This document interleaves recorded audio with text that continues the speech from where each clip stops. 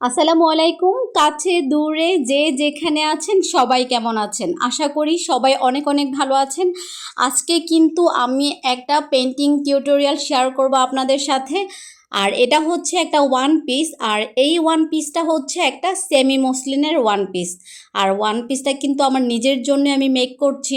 যেহেতু আমি হ্যান্ড পেইন্টের কাজ টুকটাক পারি, যে কারণে হচ্ছে প্রায় কিন্তু আমি আমার নিজের কামিজগুলো বা টপস, ফতুয়া যেটাই হোক না কেন বা আমার মেয়ের জন্য আমি পেইন্ট করে দেই। তো এখানে আমি একটা কালো কালারের সেমি মসলিন ফ্যাব্রিক্সের কাপড় নিয়েছি। এটাতে আমি সূর্যমুখী ফুল আঁকবো, সূর্যমুখী ফুল এঁকেছি।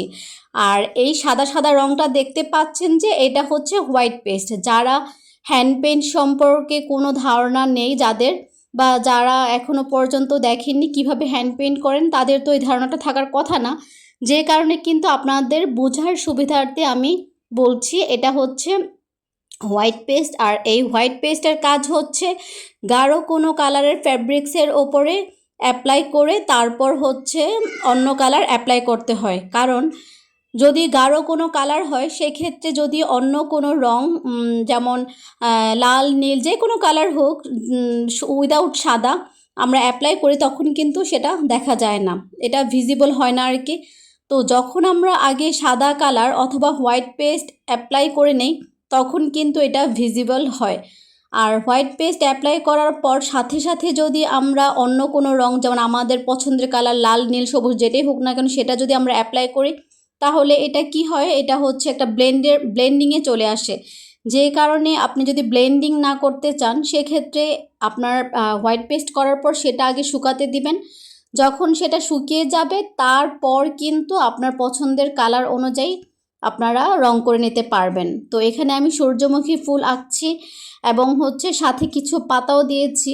এটা হচ্ছে আমার জামার ফ্রন্ট সাইডে, মানে সামনের দিকে একদম গলা থেকে ঝুল পর্যন্ত টানা এই ফুলটা যাবে আর পাতাগুলো যাবে, ডালটা যাবে, মানে লম্বা করে আসবে শুধু সামনের দিকে। জামাটা যখন আমি মেক করব তখন অবশ্যই আপনাদের সাথে শেয়ার করব, এবং জামার কাটিংটাও আমি আপনাদের সাথে শেয়ার করব।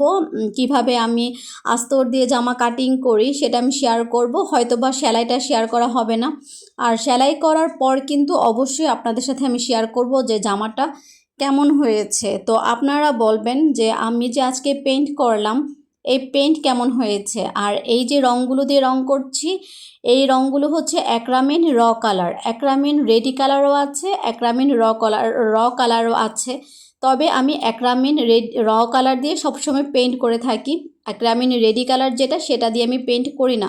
আমার কাছে মনে হয় নিজে বিভিন্ন মেডিসিন মিক্সড করে নিজের মন মতো যদি মেডিসিনটা মেক করি তাহলে মনের যে সন্তুষ্টি বা স্যাটিসফ্যাকশান সেটা আসে। কিন্তু বাজার থেকে একটা রেডি কালার কিনলাম, আদৌ কি কালারটা ভালো কিনা, ঠিকঠাক অনুপাতের মেডিসিন দেওয়া আছে কিনা সেটা কিন্তু আমরা জানি না। তো যে কারণে হচ্ছে আমি প্রেফার করি যে হচ্ছে নিজে মেডিসিনটা বানিয়ে কাজ করতে পছন্দ করি, স্বাচ্ছন্দ্য বোধ করি। তো এভাবেই কিন্তু রেগুলার আমি কাজ করে থাকি। শুধু যে আমি নিজের জন্য কাজ করি তা না। সবাই ভালো থাকবেন। আল্লাহ হাফেজ।